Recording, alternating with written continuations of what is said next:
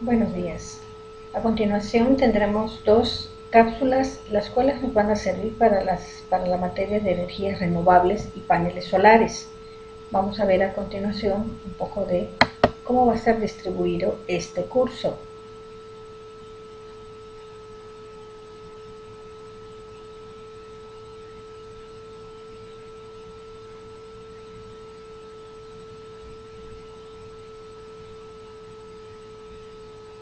El curso va a constar de 6 hadas.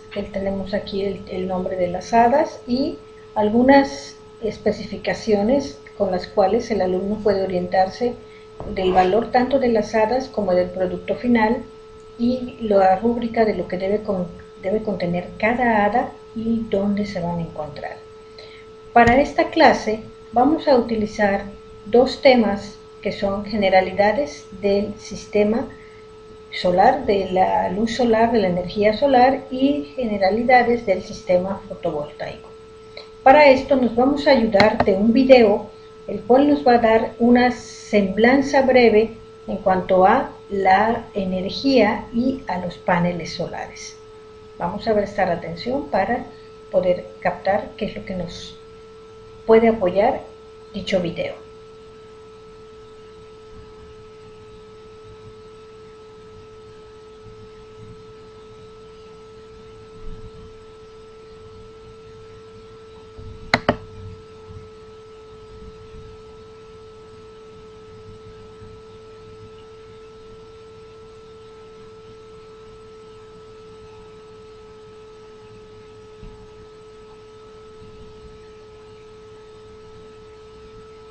La electricidad es tan necesaria hoy en día que no podemos imaginarnos la vida sin ella. ¿De dónde proviene la energía eléctrica? Las centrales eléctricas son las encargadas de generarla. Existen diferentes tipos de centrales en función de la fuente de energía que utilicen. Las centrales basadas en fuentes de energía renovables están en plena expansión, pero actualmente aún no pueden satisfacer toda la demanda energética de la sociedad. Las dos principales fuentes de energía renovable son la eólica y la solar. Veamos cómo funcionan estas centrales. Las centrales eólicas utilizan la fuerza del viento como fuente de energía. Por ello es necesario emplazarlas en terrenos específicos donde las condiciones geográficas y del viento sean las adecuadas para obtener el máximo rendimiento posible. Para determinar estos emplazamientos se realizan minuciosos estudios durante un año. Una central eólica está compuesta por un conjunto de molinos o aerogeneradores que son los encargados de recoger la fuerza del viento que posteriormente será transformada en electricidad. El viento sopla contra las aspas. Las aspas tienen distintas medidas. Las más grandes pueden llegar a los 37 metros de longitud. Al chocar el viento contra las aspas, éstas se mueven y hacen girar el eje principal que las sostiene. El eje se mueve a poca velocidad, pero con mucha potencia. En cambio, para obtener energía eléctrica no es necesaria tanta potencia, aunque sí mucha velocidad. De esto se encarga la multiplicadora. La multiplicadora es un mecanismo lleno de engranajes perfectamente encajados que generan esta conversión a mucha velocidad. Existe un eje secundario de menor grosor que es el que recoge la velocidad proporcionada por la multiplicadora. El eje secundario gira a 1500 revoluciones por minuto. Este segundo eje está conectado al generador. Aquí es donde se produce la transformación de la energía mecánica en energía eléctrica. El generador contiene imanes y una gran cantidad de cable de cobre enrollado. Funciona como si de una dinamo se tratara. Al girar el eje, los imanes se mueven y se genera electricidad. Cada aerogenerador está equipado con un anemómetro, cuya función es controlar la velocidad del viento, y una veleta que detecta la dirección del mismo. Así, el aerogenerador sabe cuándo ponerse en marcha y hacia dónde encararse. Si el viento sopla a más de 25 metros por segundo, el sistema detiene el aerogenerador. De lo contrario, podría romperse. Para detenerlo con seguridad, el aerogenerador está equipado con dos sistemas de frenado. Uno en las mismas aspas y el otro un freno mecánico situado entre la multiplicadora y el eje secundario. El aerogenerador dispone de un sistema de refrigeración para compensar un eventual sobrecalentamiento durante su funcionamiento. Este sistema puede ser a base de aire o agua.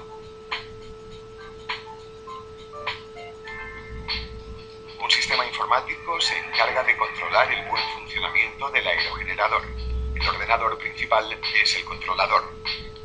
La subestación es el edificio de la central que acoge las dependencias de mantenimiento y la sala de control, desde donde se vela por el buen funcionamiento de la central. Allí se monitoriza el comportamiento de todos los aerogeneradores y, si es necesario, se operan remotamente. Una estación transformadora recoge la electricidad de todos los aerogeneradores del parque eólico.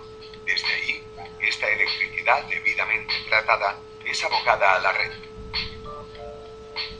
Otra fuente de energía renovable en plena expansión es la solar.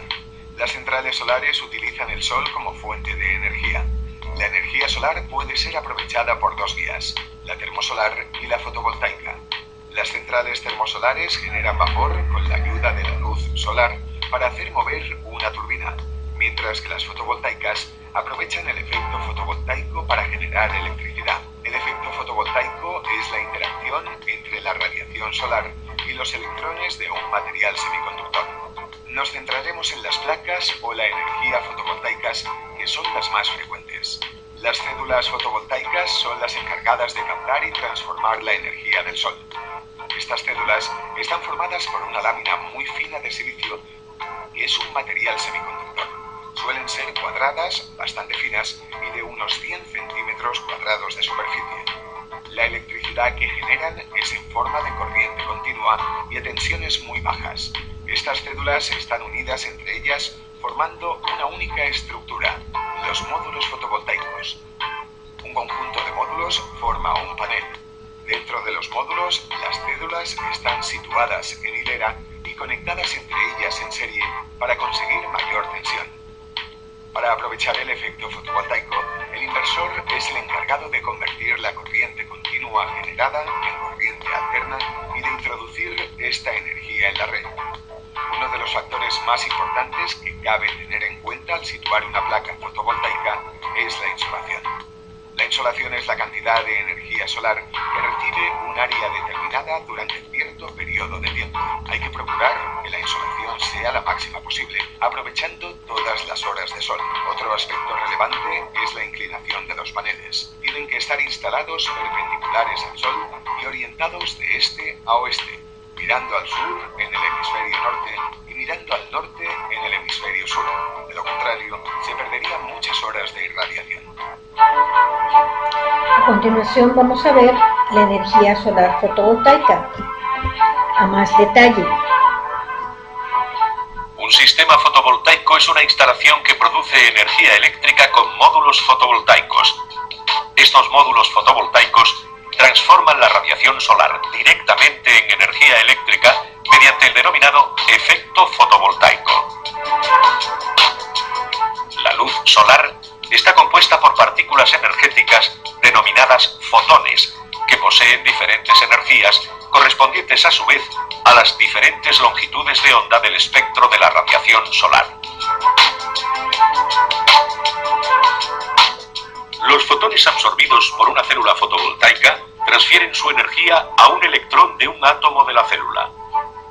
Con esta energía, el electrón escapa de su ligazón al átomo para pasar a formar parte de la corriente de un circuito eléctrico. Existen dos tipos básicos de instalaciones fotovoltaicas. En primer lugar, están las instalaciones aisladas de la red eléctrica. Se utilizan cuando la red de distribución eléctrica está alejada de los puntos de consumo y son particularmente útiles para la electrificación de emplazamientos inaccesibles a la red, como las viviendas rurales. Otras aplicaciones de la fotovoltaica aislada son los sistemas de bombeo fotovoltaico, sistemas de comunicaciones remotas, balizamiento, alumbrado público, etc. Y en segundo lugar, tenemos las instalaciones conectadas a la red. Por medio de estas instalaciones, la electricidad limpia generada se inyecta en la red y se vende a la compañía eléctrica. También se suelen agrupar los módulos para generar electricidad de forma masiva en las centrales fotovoltaicas.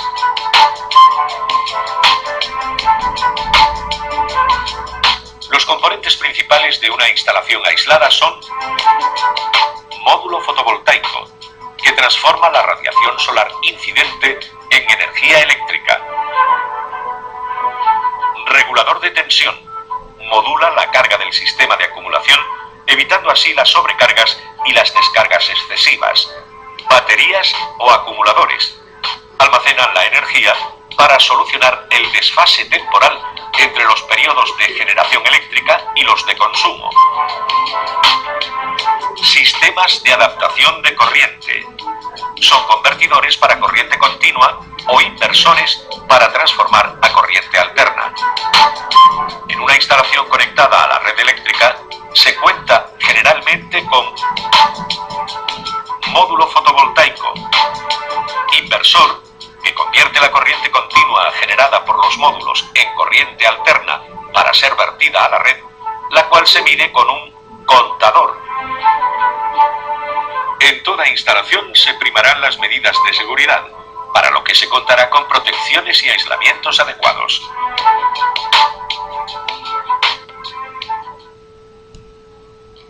Bueno, pues a grandes rasgos estos serían los componentes y los primeros temas. La segunda clase va a constar del dimensionado de un sistema fotovoltaico. ¿Qué significa esto? ¿Qué es aquello que se tiene que tomar en cuenta a la hora de la instalación de un panel solar? Son varios pasos, los cuales voy a señalar de manera rápida. Cada paso va a llevar sus cálculos. Estos cálculos ya se vieron previamente en clase, están los ejemplos, para lo cual en plataforma podemos encontrar ejemplos desarrollados mediante cálculos matemáticos que nos permiten hacer un dimensionado exacto del sistema fotovoltaico. Veamos a continuación.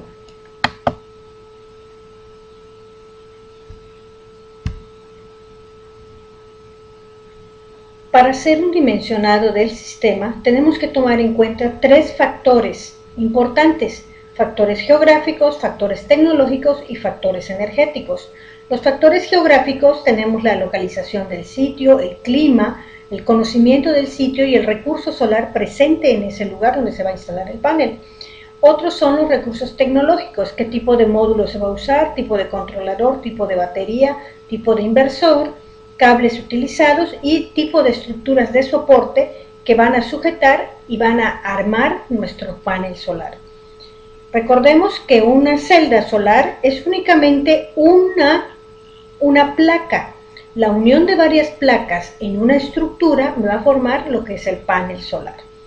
Finalmente tenemos los factores energéticos: tipos de carga, tiempo de uso, potencia total y energía total. Para esto vamos a ir viendo los principales pasos. Tenemos a continuación, el primer paso que tenemos que tomar en cuenta es la estimación del consumo. ¿Cuánto es la electricidad que se va a consumir en el determinado lugar? Son los datos aportados por el usuario, que deben ser siempre los más realistas posibles para evitar desviaciones en el dimensionamiento. Si la instalación se realizara para una vivienda de uso diario todo un año, se escogerá el valor medio de todo el año.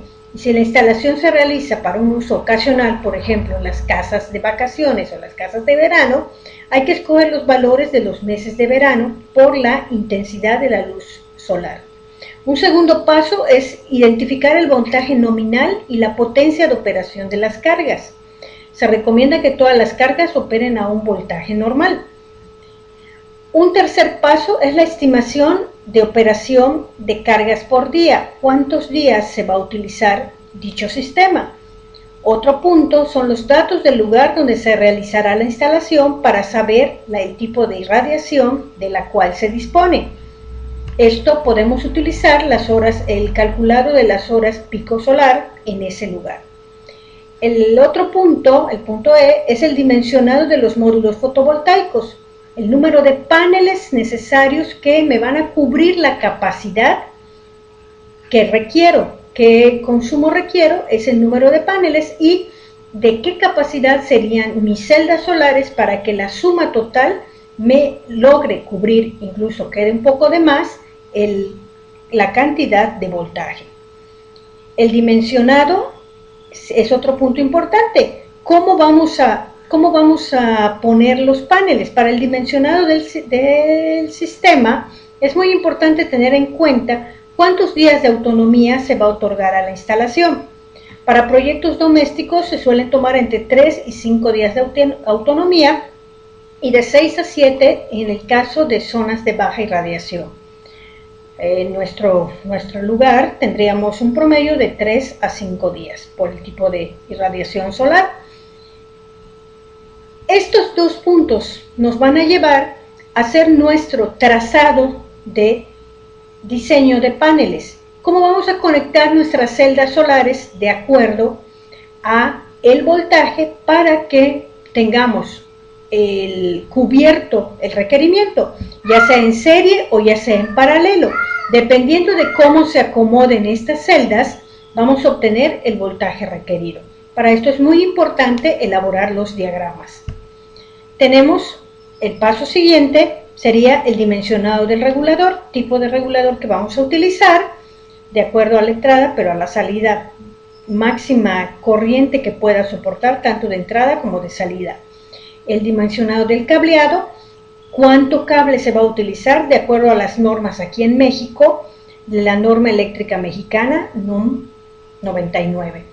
Y tenemos también importante el dimensionado del inversor. El inversor ya vimos que es un aparato que nos va a ayudar para la demanda de carga de corriente continua, para la conversión de carga. Entonces, tenemos que dimensionar cuánto es lo que va a poder soportar y qué potencia va a tener el inversor a la hora de utilizar.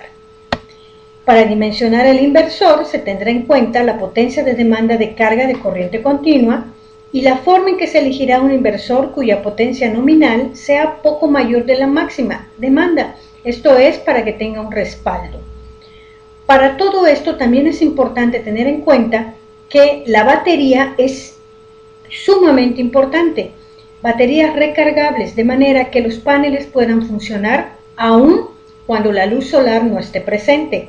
Almacenamos toda la energía captada a lo largo del día y la podemos utilizar cuando la luz solar no esté presente. Bueno, brevemente, estos fueron algunos pasos que nos van a apoyar a la hora de dimensionar nuestro panel solar. Espero que esta clase haya quedado clara, es muy breve, sin embargo son los puntos más importantes que nos sirven. Ya sabes, cualquier cosa puedes contactarme a mi correo. Muchas gracias y nos vemos en la próxima.